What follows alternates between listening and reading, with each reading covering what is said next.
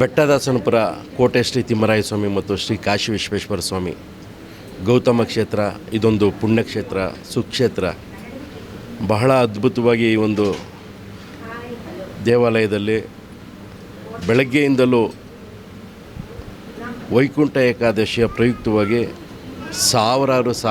ಸಾವಿರಾರು ಸಂಖ್ಯೆಯಲ್ಲಿ ಬೆಳಗ್ಗೆ 3 ಗಂಟೆಗೆ ಅಲಂಕಾರ ಮತ್ತು ಅಭಿಷೇಕ ದೇವರಿಗೆ, ತದನಂತರ 4 ಗಂಟೆಗೆ ವೈಕುಂಠ ದ್ವಾರ ದರ್ಶನ ಪ್ರಾರಂಭ.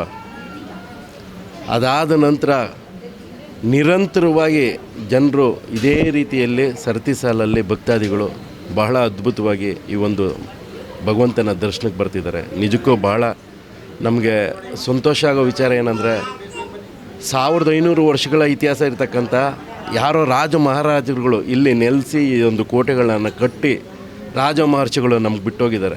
ಈ ಒಂದು ಪುಣ್ಯ ಸ್ಥಳದಲ್ಲಿ ಭಗವಂತ ನಮಗೆ ಜನ್ಮ ಕೊಟ್ಟಿರ್ತಕ್ಕಂಥದ್ದು, ಜನ್ಮ ತಾಳಿರ್ತಕ್ಕಂಥದ್ದು ಇದು ಪೂರ್ವ ಜನ್ಮದ ಪುಣ್ಯ ಅಂತ ನಾನು ಸದಾ ಭಾವಿಸ್ತಿರ್ತೀನಿ.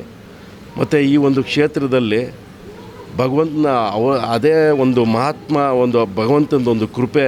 ಇಲ್ಲಿ ಬಂದಂಥ ಭಕ್ತಾದಿಗಳು ಒಂದು ಸರಿ ಬಂದು ಮತ್ತೆ ವಾಪಸ್ ಹೋಗಲ್ಲ.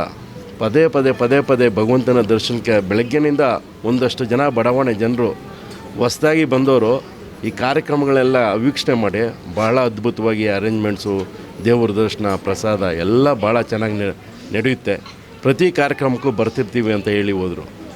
ಅದೆಲ್ಲೋ ಒಂದು ಕಡೆ ನಮಗೆ ಈ ಗ್ರಾಮದಲ್ಲಿ ಹುಟ್ಟಿ ಈ ಗ್ರಾಮದಲ್ಲಿ ಈ ದೇವಾಲಯದ ಒಂದು ಎಲ್ಲ ಜೀರ್ಣೋದ್ಧಾರ ಕಾರ್ಯಕ್ರಮಗಳ ಜೊತೆ ಎಲ್ಲ ಅಭಿವೃದ್ಧಿ ಕಾರ್ಯಕ್ರಮಗಳಲ್ಲಿ ಎಲ್ಲ ಪ್ರತಿಯೊಂದು ವೈಕುಂಠ ಏಕಾದಶಿ, ಶ್ರಾವಣ ಮಾಸ, ಲಕ್ಷ ದೀಪೋತ್ಸವ, ಶಿವರಾತ್ರಿ ಈ ರೀತಿ ಎಲ್ಲ ಕಾರ್ಯಕ್ರಮಗಳು ನಾವು ಇಲ್ಲಿದ್ದು ಈ ಕಾರ್ಯಕ್ರಮಗಳನ್ನ ವೀಕ್ಷಣೆ ಮಾಡಿ ಇದನ್ನೆಲ್ಲ ನೋಡಿಕೊಂಡು ಜೊತೆಯಲ್ಲಿ ನಮ್ಮ ಸ್ವಾಮಿಗಳು, ನಮ್ಮ ಮಧುಸ್ವಾಮಿಗಳಾಗಿರ್ಬೋದು, ನಮ್ಮ ಕಾಶಿ ವಿಶ್ವೇಶ್ವರ ಸ್ವಾಮಿ, ಅಲ್ಲಿ ರವಿ ಸ್ವಾಮಿಗಳು, ತೇಜಕರ ಸ್ವಾಮಿಗಳು, ಇವರ ಒಂದು ಮಾರ್ಗದರ್ಶನದಲ್ಲಿ ನಾವು ಹೋಗ್ತಿದ್ದೀವಿ.